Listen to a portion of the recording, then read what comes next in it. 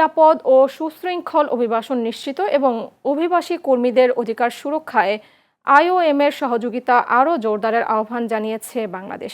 ঢাকায় এক সাক্ষাতে আইওএমের উপমহাপরিচালক উগো চি ড্যানিয়েলসের কাছে এই আহ্বান জানান পররাষ্ট্র প্রতিমন্ত্রী শামা ওবায়েদ। বৈঠকে নিয়মিত অভিবাসনের সুযোগ বাড়ানো, অনিয়মিত অভিবাসন রোধ, নৈতিক নিয়োগ ব্যবস্থা নিশ্চিত এবং আন্তর্জাতিক শ্রম বাজারের চাহিদা অনুযায়ী দক্ষ জনশক্তি গড়ে তোলার উপর গুরুত্ব দেওয়া হয়।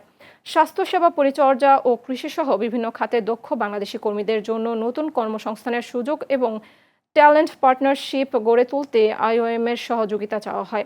বিশেষ গুরুত্ব দেওয়া হয় নারী অভিবাসী কর্মীদের অধিকার ও কল্যাণে। পাশাপাশি সংকটাপন্ন দেশ থেকে বাংলাদেশিদের নিরাপদ প্রত্যাবর্তন, পুনর্বাসন, জলবায়ুজনিত অভিবাসন ও মানব পাচার প্রতিরোধে সহযোগিতা অব্যাহত রাখার কথা হয়। রোহিঙ্গা সংকটে আইওএমের সহায়তার প্রশংসা করে নিরাপদ ও টেকসই প্রত্যাবাসনে আন্তর্জাতিক উদ্যোগ বাড়ানোর আহ্বান জানায় বাংলাদেশ।